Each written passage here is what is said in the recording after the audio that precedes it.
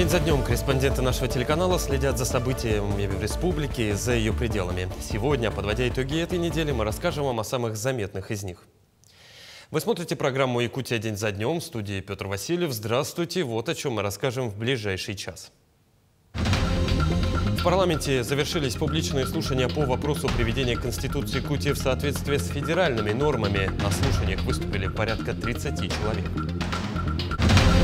Срок окупаемости моста через реку Лену составит 15-20 лет. Об этом сообщил полномочный представитель президента России в ДФО Юрий Трутнев. Якутия и «Газпром» подписали программу развития газоснабжения и газификации республики на новый 5-летний срок до 30 года. Голубое топливо придет еще в 27 населенных пунктов республики. Век в небе Якутии. 100 лет назад в республике впервые в небо поднялся одномоторный биплан «Сопвич», пролетев всего несколько минут. Ну а Национальный театр танца Якутии открыл международный фестиваль «Балтийский дом» в Санкт-Петербурге. Расскажем, какой спектакль привезли артисты.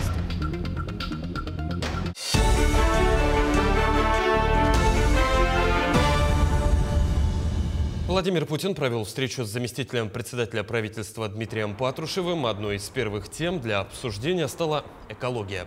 Так Патрушев рассказал о ходе реализации нацпроекта «Экологическое благополучие». Президент заинтересовался вопросами восстановления леса. Патрушев, в свою очередь, отметил, что сейчас лесовосстановление идет быстрее, чем выбывание леса. Кроме того, обсуждались и вопросы подготовки кадров для аграрного сектора и госпрограммы по развитию сельских территорий. В этом году урожайность зерновых больше, чем в прошлом, на 10%. Прогноз 135 миллионов тонн по зерновым. Пшеницы ожидается порядка 88 миллионов тонн. Для подготовки специалистов в том числе создаются агротехнологические классы. Их к 30 году должно быть не менее 18 тысяч. Там ребята смогут получить первую аграрную профессию, первую аграрную специальность. Помимо этого, по поручению с 26 года начнется реализация программы «Агропрофессионалитет» для развития отраслевых колледжей.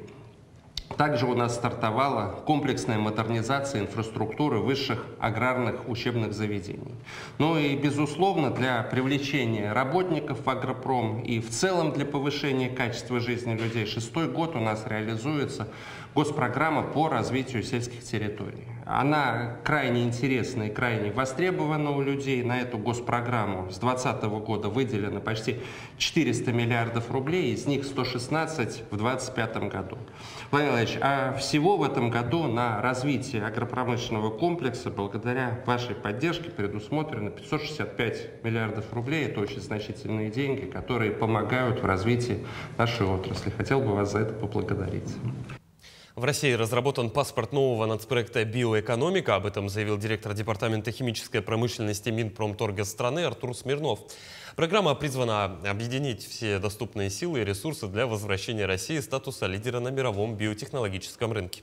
Главная цель – импортозамещение таких продуктов, как парфюмерия, косметика и бытовая химия. Национальный исследовательский центр «Курчатовский институт» при этом назначен главным координатором проекта.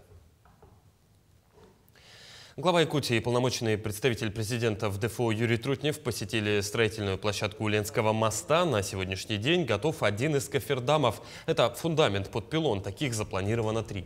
Первая опора моста монтируется, в течение месяца она будет возведена. Помимо этого, строители приступили к монтажу второго кофердама диаметром 46 метров, в котором будет порядка 208 свай высотой 17,5 метров. Монтаж будет выполнен до начала следующей навигации. Планируется, что уже в наступающем году будут погружены в воду 2 этих кофердама. Для спуска кофердамов уже готовы стапельные пути, выставлены лебедки, тяговые, тормозные.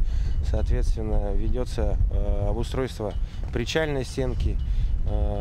И нужно сказать, в следующем году значит, еще также будет установлено около 7 опор и около 5 пролетных строений, уже соединяющих эти опоры.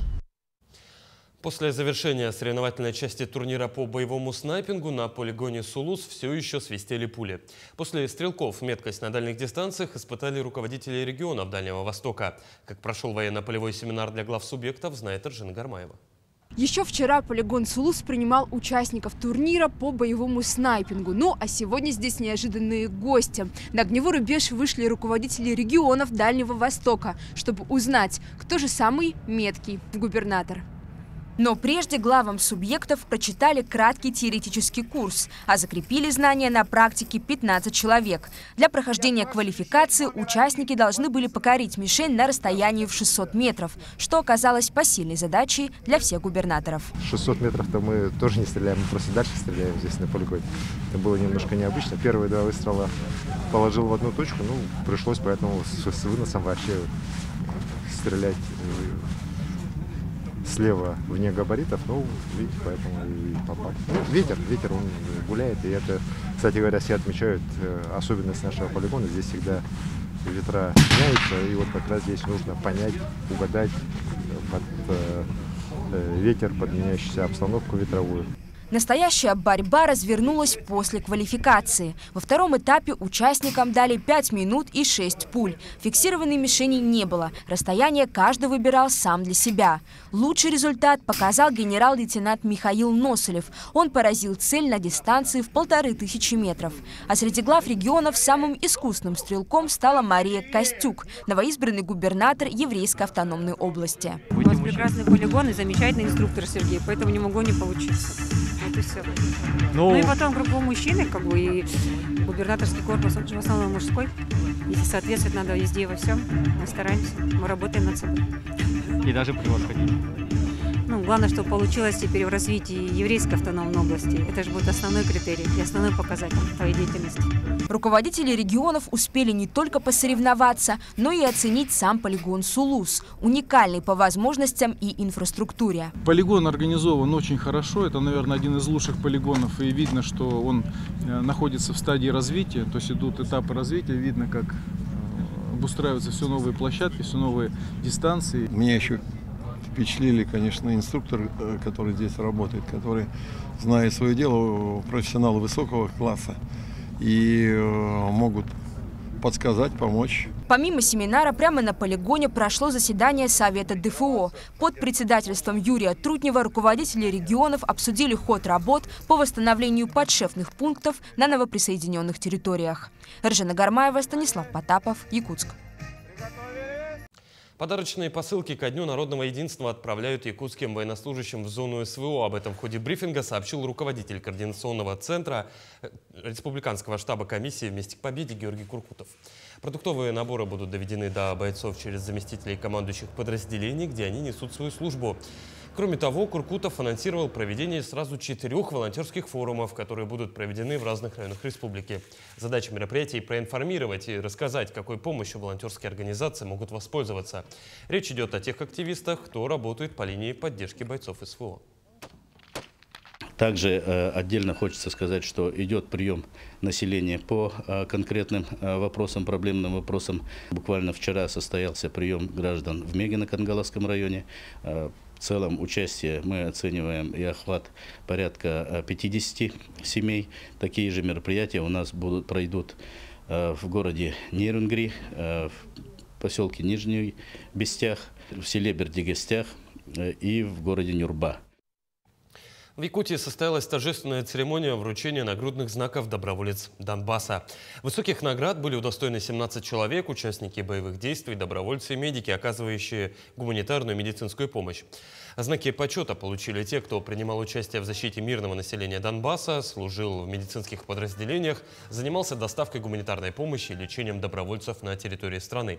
Кроме того, в рамках мероприятия прошло и награждение медалями и грамотами за помощь участникам СВО в честь десятилетия Конфедерации целителей России по Республике Саха.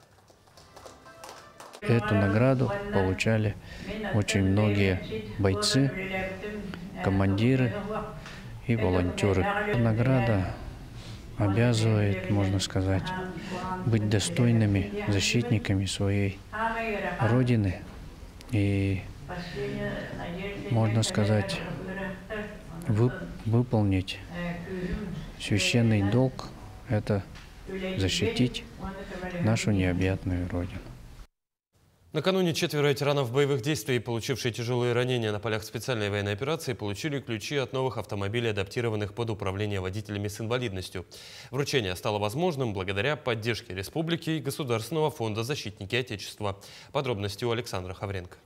Дверь открой, да нет, открывай дверь, Леша. Сказали же еще же раз все это сделать. Вот так можно сделать, да? Красавчик, да? И посигналить можно. Первая посадка в свой новый автомобиль. Ветеран боевых действий Алексей Карпухин не сдерживает эмоций. Благодаря республике и Государственному фонду «Защитники Отечества» сегодня он стал обладателем нового кроссовера с ручным управлением. Изначально, когда Евгения Леонидовна сказала, давай подадим документы, давайте подадим, мы подали, полного осознания не было, что в действительности так произойдет. Потому что в республике еще никому же не выдавали.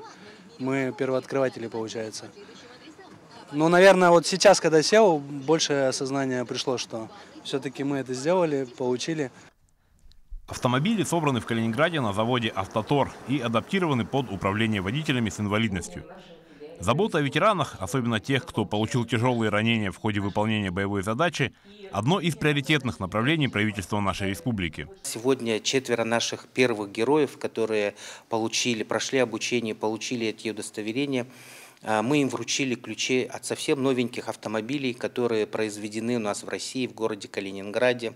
Это кроссоверы, как я уже сказал, со специальным ручным управлением. И очень надеюсь, что эти новые транспортные средства помогут им адаптироваться к новой мирной жизни, помогут преодолеть все барьеры и быть активно вовлеченными в общественную и социальную жизнь. У Сергея Монахова водительский стаж более 20 лет. После полученного ранения он уже и не мечтал снова сесть за руль. Но благодаря государственной поддержке Сергей сегодня вновь пополнил ряды автолюбителей. Приятное ощущение. Комфортная машина. Спасибо большое. Позитивные эмоции. Год ждал. Да, только у меня с правой стороны руль стоял. Ничего, привыкну. Легко далось. Я за 2 дня все поменял.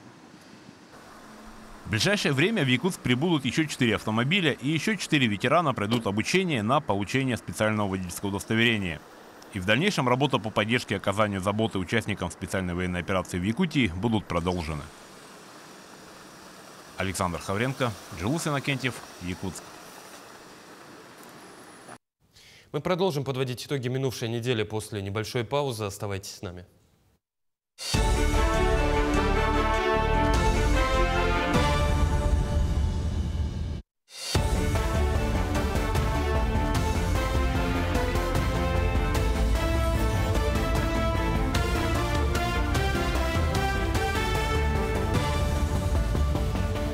Это итоги недели, мы продолжаем. Якутия и «Газпром» подписали программу развития газоснабжения и газификации республики на новый 5-летний срок до 30 года. Подписи под документом поставили председатель правления компании Алексей Миллер и глава республики Айсан Николаев. «Газпром» работает над газификацией южных районов Якутии. Основой для подачи сетевого газа станет газопровод «Сила Сибири». Так будут проложены межпоселковые и внутрипоселковые газопроводы к Алдану и селам Алданского и Нюрнгринского районов, Ленинский, Лебединый, Чульман, Верхний и Нижний Куранах, а также Хатыстыр. В Алюкминском районе компания газифицирует сразу 16 сел. Всего до 30 года газ придет в 27 населенных пунктов Якутии. 27 населенных пунктов Якутии будут газифицированы до 30 года. И, конечно же, это повышение качества жизни для десятков тысяч людей, которые живут вдоль газопровода «Силы Сибири» в первую очередь. И, конечно же, хочу сказать, что вот благодаря программе газификации, которая сейчас вот как раз реализуется, у нас уже 10 тысяч домов пришел газ. 10-тысячный у нас будет введен в понедельник. В Петербурге на площадке Международного газового форума в режиме телемоста дали пуск газа в регионы России. В Якутии голубое топливо пришло в село Лом-Тукамегино Кангаласского района. Церемонию пуска посетила Айсена Бурнашова. Все подробности в ее сюжете. Этого дня ждали в Петербурге. На форуме волнительно по-особенному. Все объекты готовы к пуску газа, проверены. Ждали и в регионах с шарами и флагами по-праздничному. Контрольная проверка связи. К нам по видеосвязи подключены 25 регионов нашей страны. И звучат самые важные слова по обе стороны экрана. Разрешите приступить к вводу в эксплуатацию объектов и подачу природного газа. Разрешаю. Приступайте, коллеги. Секунда в секунду одновременно в 25 регионов страны пришел газ. Среди них Татарстан, Алтай, Ростовская и Ярославльская области, в Якутии село Ломтука. Здесь возможность подключиться к голубому топливу получили жители более 200 домов. Мы мероприятиями по газификации Ломтука занимаемся второй год, потому что в прошлом году был построен межпоселковый газопровод, а в этом году это внутрипоселковые сети. Идет газификация домовладений, связанная с социальной газификацией, которая реализуется у нас совместно с компанией «Газпромом» по поручению президента страны. Вместе с якутянами сегодня в разных уголках страны еще 4000 российских семей получили возможность подключения к газу. А еще школы, детские сады, медучреждения, предприятия. Программа газификации регионов стартовала в 2021-м. Ее итоги на газовом форуме подвел министр энергетики страны Сергей Цивилев. «Газпром», регионы выполнили колоссальную работу. Построено более 92 тысяч газопроводов. Около 2000 населенных пунктов, а точнее, по-моему, 1974 населенных пункта получили газ. Это тепло в дома, но прежде всего это тепло в школы, в больницы, в ФАПы. Работа по газификации будет продолжена. Впереди второй этап программы. Он стартует в 2026 и продлится до 2030 года. Тепло должно быть в каждом российском доме. Президентом Российской Федерации поставлена задача к 30 году обеспечить 100% техническую газификацию природным газом. Абсолютно точно эта цель к 2030 году будет достигнута. Айсана Парнашова, Виктор Олесов, Санкт-Петербург. Легковые автомобили, грузовики, автобусы и даже тракторы. Все больше техники в Якутии переходят на газомоторное топливо. Якутия – регион уникальный, где одновременно развиваются 3 вида природного топлива. Это пропан, бутан, метан и сжиженный газ. Многие крупные компании в целях экономии, поддержания экологического баланса переводят свои автопарки на газовое топливо. Как отмечают специалисты, двигатель, работающий на газу по своим характеристикам, не уступает бензиновым аналогам.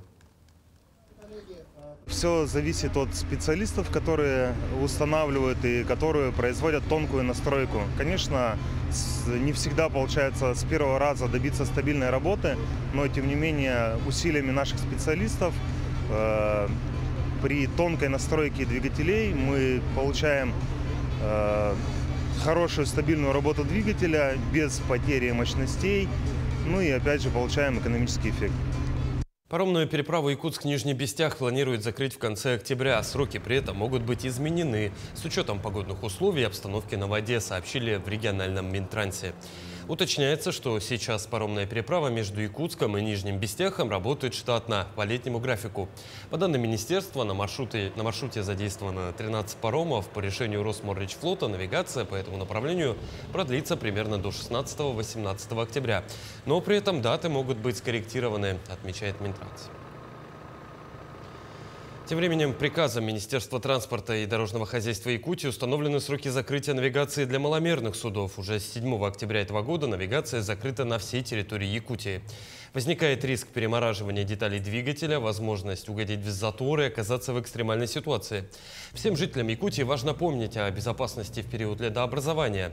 Ни в коем случае нельзя выходить на лед в темное время суток и при плохой видимости. 7 октября навигация для маломерных судов закрыта на всей территории Якутии. На водоемах республики образовываются забереги, в северных и арктических районах Сала, средний, густой шугоход и неполный ледостав. В группе риска находятся рыбаки, охотники, судоводители, водители снегоходов и дети. В случае выхода маломерных судов на водные объекты с момента закрытия навигации судоводители несут административную ответственность. Нарушение правил эксплуатации судов влечет наложение административного штрафа в размере от 5 до 10 тысяч рублей. Выезд транспортного средства на лед в период введенных ограничений влечет наложение административного штрафа на граждан в размере от 3 до 5 тысяч рублей, на должностных лиц от 20 до 50 тысяч рублей, на юридических лиц от 100 тысяч до 1 миллиона рублей. В парламенте Якутии состоялось заседание, на котором обсуждался пакет предложений по внесению изменений в Конституцию региона. Среди озвученных инициатив – корректировки в сфере образования, полномочий органов власти, системы местного самоуправления. Подробности в сюжете далее. Изменения затрагивают 6 статей основного документа республики. Например, в статье 22 об образовании предлагают поправки, где государство гарантирует бесплатное обучение детского сада, общего и среднего специального образования. Бесплатная учеба в высших государственных и муниципальных учебных заведениях подразумевает поступление по итогам конкурса. Никто не ограничивает наших выпускников и их родителей выбирать 10 и 11 класс. Да? При этом здесь, опять же, Конституцией при внесении изменений будут гарантированы права тех детей, которые после 9 класса, это порядка более 4 тысяч выпускников 9 классов, которые выбирают среднее профессиональное образование. Они идут в колледж для того, чтобы получить профессию. С этой профессией, специальностью они могут трудоустроиться, могут, опять же, без сдачи единого государственного экзамена поступить в высшие учебные заведения. Я пришел сегодня, выслушал мнение, и вот поэтому по своей воле пошел, выступил и сказал о том, что как практикующий директор говорю о том, что никакой платности образования нет. У нас бесплатное образование. У нас есть закон 273 об обязательном 11-летнем образовании. Дети должны получать бесплатное образование. Обязательное бесплатное образование. В статье о местном самоуправлении пересмотрят формулировку, в которой будет говориться о том, что местное самоуправление – это способ людей участвовать в управлении. Однако упор делается не на имущество и финансы, а на обеспечение жизнедеятельности населения. Также в предложенных поправках статья, регламентирующая работу органов местной власти. Они будут решать вопросы местного значения, как прописано в законах. То есть им могут передавать часть госфункций, но только если им выделят на это средства. По новым правкам главы районов будут наделяться дополнительными полномочиями, механизм которого сможет повлиять и на федеральные структуры, и на крупные компании. Ну а изменения в статье 101 касаются разрешения споров только по закону. Ни одна статья Конституции, которая касается выборности глав муниципальных образований, не менялась. Более того, формулировки, которые использованы в главе, они определяют и позиции, усиливающие местное самоуправление, и определены такие позиции, как и непосредственное участие. Поэтому, конечно, интересно послушать, каким образом читается, комментируется Конституция. Но мы знаем в реальности, что республика была, есть и остается. В статье 72 о власти главы республики предлагают уточнить полномочия. Согласно поправке, глава республики будет работать только с органами власти. Также уточняются его права на распоряжение государственными ценностями, например, ископаемыми. Земельные ископаемые очень много в нашей республике, и это должны идти через народ. Разрешение должен идти народ. Мы хотим, чтобы в будущем Конституцию принимать по старой форме. Ильдархан распоряжается только продажей, то есть получение доходов. А сами по себе доходы попадают под контроль уже парламента, правительства, и они начинают распоряжаться уже, как эти доходы должны использоваться в интересах уже отраслей, социальной направления и так далее. На заседание пришло большое количество людей, и вопросы поступили в значительном количестве, как устно, так и в письменной форме. Все поступившие вопросы будут рассмотрены. В целом, считаю, что публичные слушания прошли в хорошей такой конструктивной ритме, и депутаты Государственного собрания Илтумен услышали мнение населения. Поэтому считаю, что основные задачи по тому, чтобы довести мнение населения до общественности и услышать это мнение в стенах Государственного собрания Илтумен, публичные слушания выполнили. Поправки еще не приняты окончательно, их будут еще рассматривать. Финальное решение за парламентариями. Даяна Федорова, Виктор Дьячковский, Якутск. Мы продолжим подводить итоги минувшей недели. После небольшой паузы оставайтесь с нами.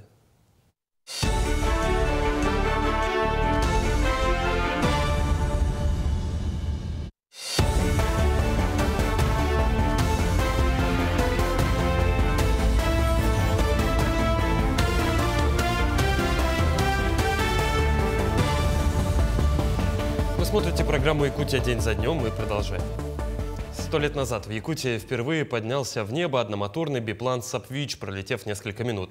Первыми его пассажирами были писатель Платон Аюнский, участник гражданской войны Егоров и крестьянка Дмитриева.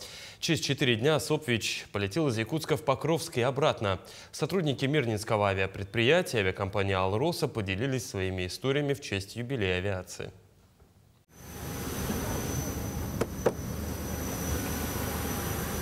Перед каждым вылетом обязательно проводим предполетный осмотр воздушного судна.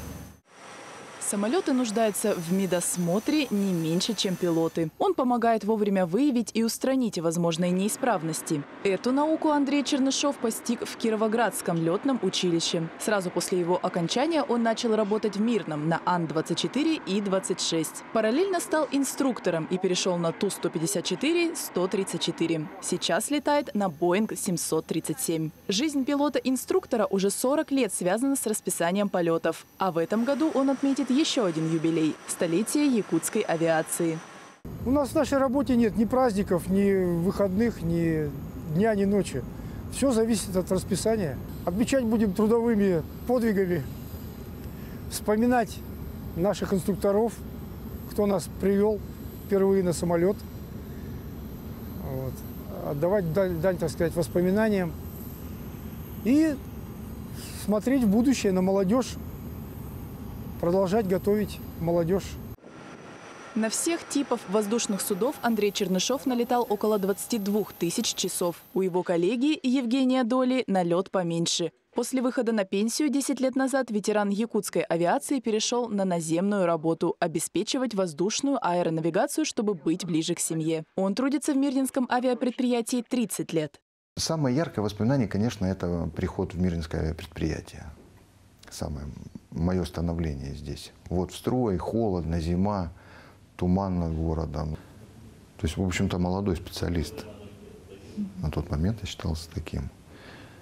Здесь работали мои однокашники, 2 человека.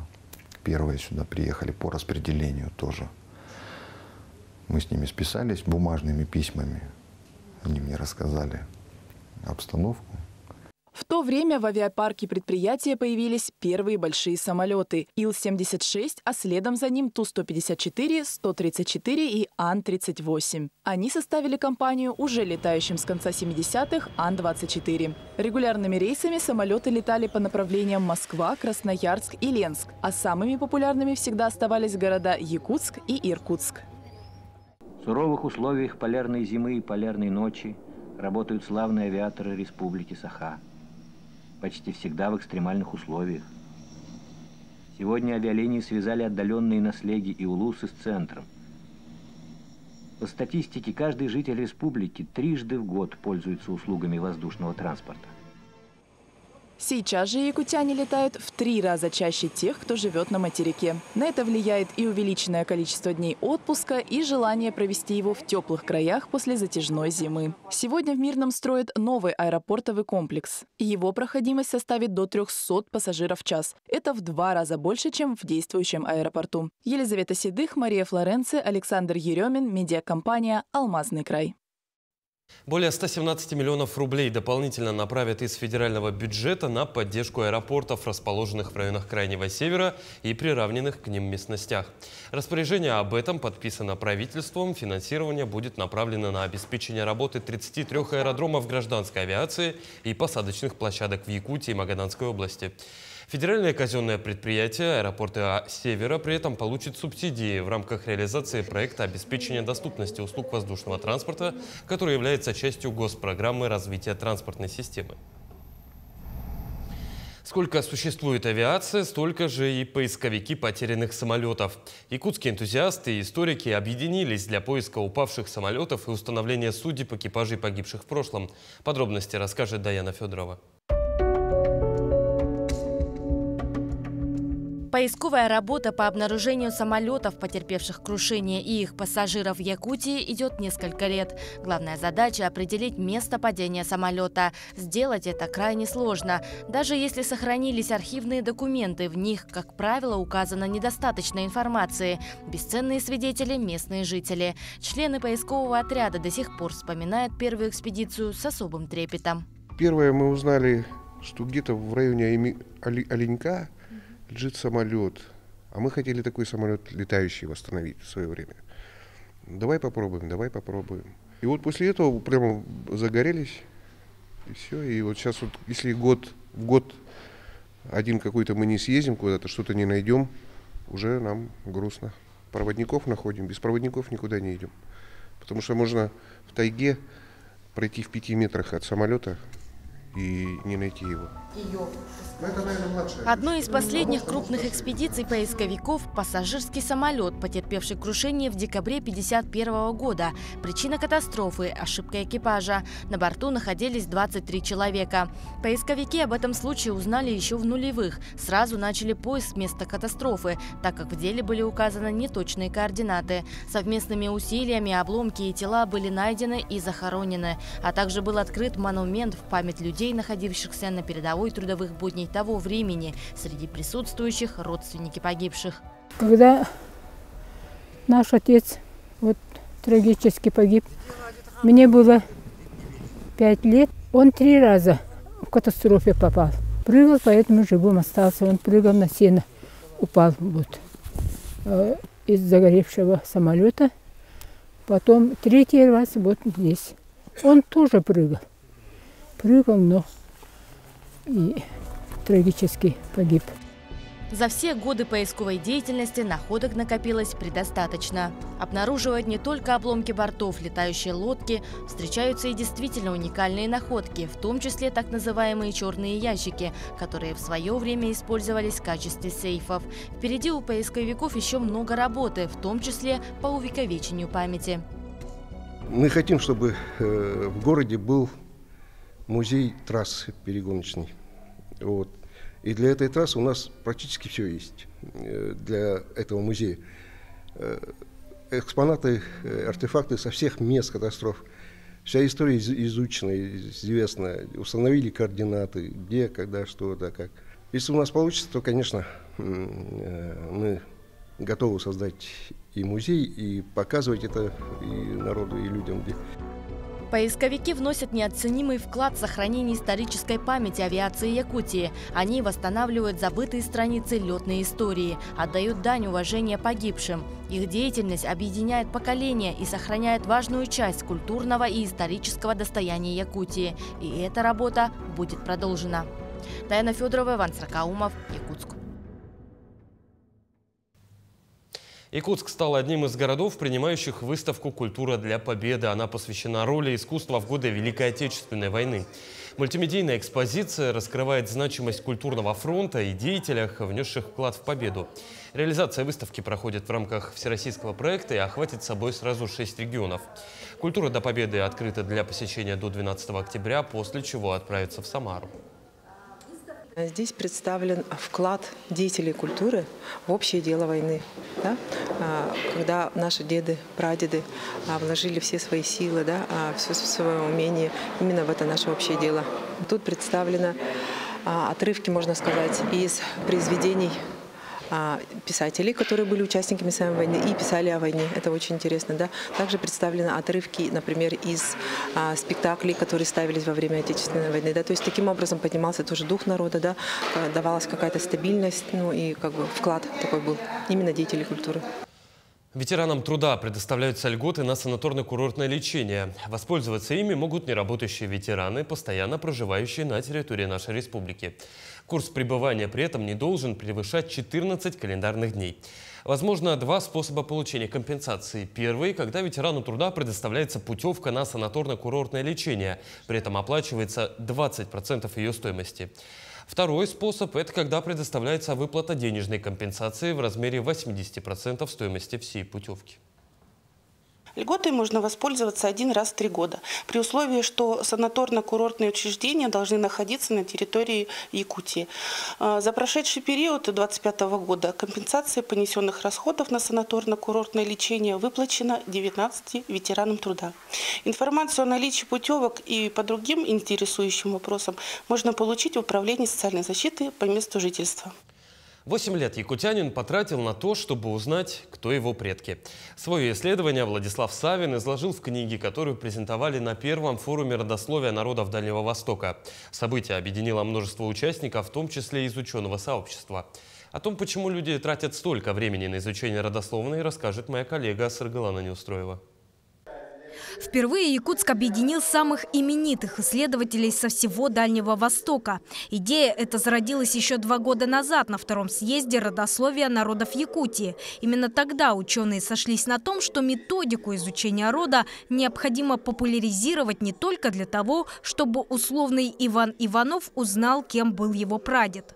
Этот момент тоже есть, это такой интересный момент, но тем не менее самое главное состоит в том, что генеалогия вот в таком расширенном понимании выступает как методологический каркас решения многих социальных проблем. Вот это важно. Например, изучая генеалогию, можно решить проблему воспитания современного поколения, убежден профессор Андрей Савинов. Еще Михаил Ломоносов говорил: не зная истории, нет будущего. Над хроникой своей семьи долгое время ломал голову и Владислав Савин. По словам энтузиаста, еще с ранних лет ему не давала покоя тайна своего деда. О нем он знал лишь то, как его зовут, не более. А уже сегодня он знает историю своей семьи аж до 1730 года. Все их имена он изложил в книге и издал ее небольшим тиражом для родственников. Мне, например, всегда было интересно, кто мои предки. Когда я узнал первый раз, еще маленьким был, что у меня прадед Филипп, а больше ничего не известно, вот меня уже начало вот это как бы свербить, а кто такой этот Филипп? И вот я начал потом искать, нашел всю вот по отцовской линии родовую, всю полностью нашел, тоже так же. До 18 века начала. На это исследование Владислав Савин потратил 8 лет. Все эти годы он выезжал в районные архивы, библиотеки, посещал родственников. Сегодня в составлении генеалогического древа помогают современные технологии. Например, программа новосибирского разработчика «Древо жизни», которая позволяет объединить и систематизировать все полученные в ходе изысканий данные. В моем случае первую мою базу моей семьи создавал мой четвероюродный дед. А затем он умер, это перешло к моему отцу, и после этого я теперь занимаюсь, то есть уже в 3-м поколении. И я веду эти данные, поддерживаю в актуальном виде, потом передам своим детям. А самое главное, что эта база автономная и никакой утечки данных быть не может. Программа используется по всему миру и насчитывает сотни тысяч пользователей. Самое большое их количество в Якутии, где история рода так же важна, как история страны. Саргалана Неустроева, Артумен Наговицын, Екатерина Амосова, Якутск. Мы продолжим подводить итоги минувшей недели после небольшой паузы. Оставайтесь с нами.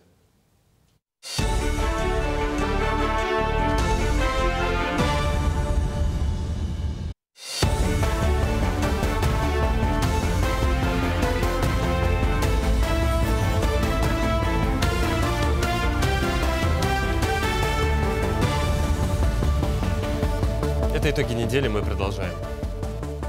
Жители поселка Алмазный Мирнинского района торжественно отметили открытие монумента, посвященного Великой Отечественной войне. Это событие стало возможным и важным этапом сохранения исторической памяти и патриотического воспитания молодежи. Создание памятника стало возможным благодаря совместным усилиям местных властей, общественных организаций и неравнодушных жителей. Открытие монумента приурочили к празднованию Дня Победы и призвано напомнить жителям Алмазного о значимости подвига предков, их мужестве и героизме. В 2 этапа. И первый этап в прошлом году это было возведение самого сквера без монумента. То есть были установлены мафы, сама площадь выложена. И в этом году также в рамках народного актива нам удалось все-таки установить гранитный монумент. И я очень рада, что это было приурочено к 80-летию Победы нашей великой. Поэтому это на самом деле очень важно, развивать патриотизм в наших жителях, рассказывать детям о подвиге наших дедов, прадедов. Это крайне необходимо, я считаю, для патриотического воспитания нашего будущего поколения. В день якутского телевидения состоялось открытие мемориала светлой памяти первому директору телерадиокомпании и бессменному руководителю Харлампию Дьяконову. В годы жизни он внес огромный вклад в социально-экономическое развитие Якутии, в том числе вывел якутское телерадиовещание на новый уровень. Подробности у Тимура Колмогорова. В годы становления якутского телевидения и радио Харлампий Дьяконов принял личное участие в его непосредственном развитии и расширении. С 2002 года он был назначен президентом НВК Саха, а после в 2007 и первым руководителем ГТРК Саха. За короткий срок он сумел организовать, полностью оснастить и сформировать профессиональный коллектив. Внес колоссальный вклад в развитие СМИ не только в Якутии, но и на Дальнем Востоке. В память о его заслугах была установлена мемориальная доска.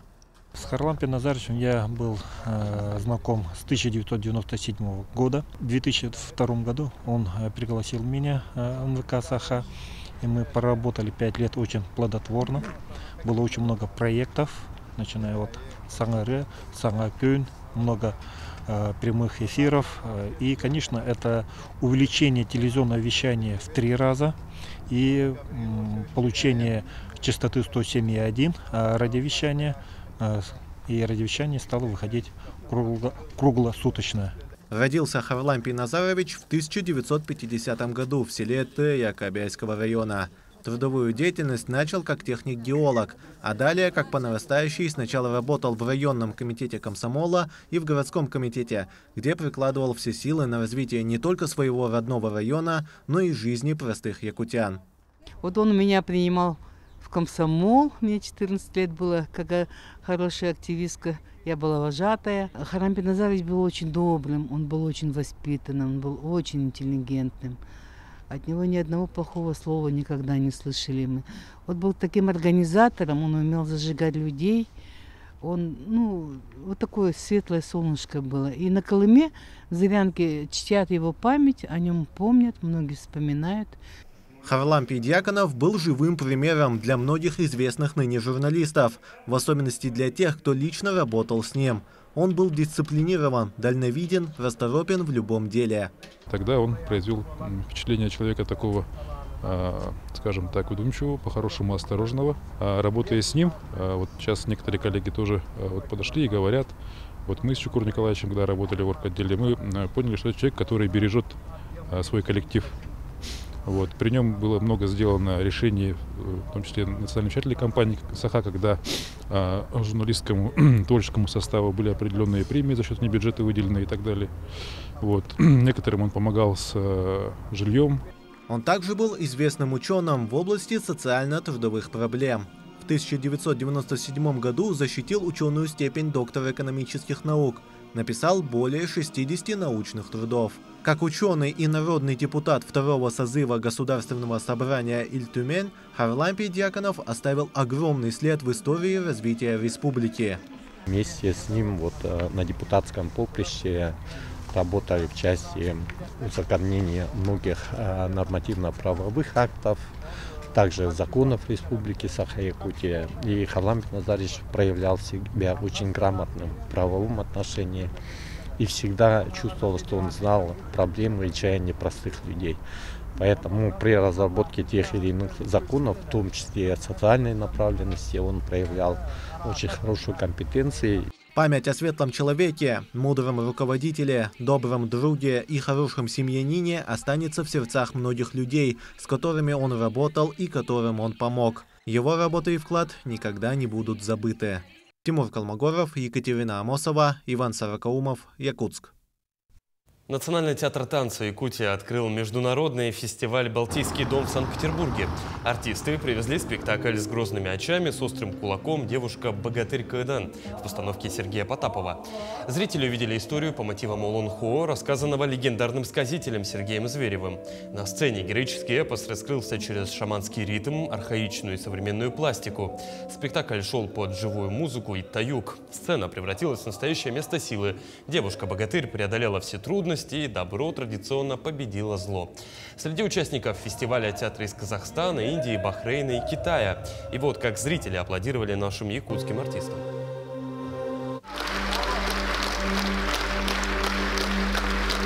И это очень здорово, потому что это все одна Якутия, ее разные грани. Вы талантливейшие люди. Я смотрела и просто с удовольствием смотрела. Мне больше всего запомнилась музыка, с одной стороны, и как на эту музыку была поставлена хореография, потому что очень трудно языком танца передать сложные человеческие переживания. Но мне кажется, что и артистам, и режиссеру это с полным успехом удалось сделать. Можно ли в зрелом возрасте восполнить ресурсы здоровья и улучшить самочувствие? Да, считают алданцы, которые занимаются дыхательно-суставной гимнастикой. Такая секция работает в рамках муниципального социокультурного проекта по поддержке пожилых граждан «Активное долголетие». По мнению образовавшейся команды, оздоровительной гимнастикой полезно заниматься в любом возрасте. Почему, узнали и наши коллеги. Движение есть жизнь. В этом Маргарита Гриневич убеждена твердо. Всю жизнь она преподавала в школе математику, а на заслуженном отдыхе продолжает подавать пример активности и энергичности внукам и правнукам. Маргарита Федоровна занимается плаванием и трижды в неделю посещает тренировки по дыхательно-суставной гимнастике. Это, во-первых, дисциплина. Это уже, знаешь, просыпаешься и думаешь, куда тебе идти. То на бассейн, то сюда. Это же дисциплинирует. И как бы мы же в возрасте-то, ой-ой, 9-й десяток, поэтому для меня это очень здорово. Неля Просункова тоже всю жизнь посвятила детям. Правда, ее воспитанниками были дошколята. С Маргаритой Федоровной Неля Васильевна дружат давно. В секцию дыхательной гимнастики, открывшуюся в прошлом году, приятельницы тоже пришли вместе. Первые результаты, по их словам, не заставили себя ждать. Во-первых, я держу себя в норме, у меня не повышается ни в килограммы, и все. И когда мы занимаемся всегда, то всегда чувствуешь себя очень таким сильным. Секция по дыхательно-суставной гимнастике образовалась в рамках муниципального социокультурного проекта «Алданское активное долголетие». Тренировки проводит Николай Ташлыков. Ранее он преподавал искусство ушу школьникам. В работе с представителями серебряного возраста тренер использует комплекс оздоровительной гимнастики тайцзи цюань, являющийся одним из видов ушу. У кого малоподвижный образ, большой застой в нижних конечностях, в ногах. И чтобы поднять кровь к головному мозгу, это надо очень поработать хорошо. И мы над этим работаем. И вот кто занимается тайцзи цюань и вообще дыхательной гимнастикой, у нее кровообращение лучше. И от этого все пошло оздоровление вообще внутренних органов. Нормализация артериального давления, улучшение кровообращения, укрепление костно-мышечной системы, повышение предела выносливости – ценность тренировок переоценить невозможно. По мнению и тренера, и спортсменов, дыхательно-суставная гимнастика будет полезна в любом возрасте. Лучше не ждать, когда у вас проблемы будут с суставами. Лучше вообще начинается это с любого возраста, по идее-то. И это фактически это фундамент. И потом уже идет больше и больше. Как вот дом строится на фундаменте, на хорошем. Тогда и все пойдет дальше. Да, вот. Не будет рассыпаться, как карточный домик. Летом занятия по дыхательно-суставной гимнастике проходят на свежем воздухе. С наступлением холодов тренировки проводятся в зале Дома культуры. По мнению жительниц Алдана, наряду с несомненной пользой для здоровья, важным является общение в группе. Татьяна Вахнина, Сергей Шипачев, Александр Лукин, Алдан. С 1 по 7 октября Южно-Сахалинск стал яркой площадкой международного фестиваля лоскутного шитья «Душа России». Этот праздник рукоделия и национальной культуры собрал более 220 мастериц из 40 городов страны. Среди участников делегации из 30 народных мастериц движения «Мир женщин Севера» во главе с народным художником Анной Зверевой. Фестиваль открылся торжественной церемонией в Центре народного творчества, а затем череда ярких событий. Мастер-классы от именитых мастеров, дефиле коллекции, шествия и творческие встречи. Особое внимание привлекла выставка якутских мастериц. Поток зрителей оказался настолько большим, что организаторам пришлось задержать закрытие павильона. Публика открыла для себя неожиданные возможности лоскутного искусства. Оно может соединять ткани, мех, сукно и бисер, превращая привычные материалы в произведение искусства. Да, у нас цель была показать свои работы и получить опыт других. Посмотреть, как они шьют, как они работают, пообщались с другими, потому что мы впервые на таком большом мероприятии и очень благодарим наших руководителей, что нам позволили побывать на таком масштабном мероприятии. У них очень интересные работы, и техника разная у них. И очень понравилась книга, которая вышита разными нитками, и там сочетается вышивка и лоскутное шитье. И они такую книгу сделали по русским народным сказкам. Это было очень впечатляюще. Фестиваль прошел на очень высоком уровне. Присутствовали такие профессионалы высокого уровня. Наталья Меринцева из Санкт-Петербурга и Андрей Боровской из Москвы. Я как художник работала над проектом «Палитра лета», которую представили известная группа «Возрождение». На выставке были представлены работы не только кавыток, и еще с бисером сделанная работа Светланы Сидоровой.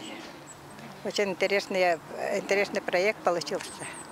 Но жители Якутска тем временем обеспокоены необычным поведением уток. Все дело в том, что в столицу пришли первые морозы. Ночами температура падает сразу до -10.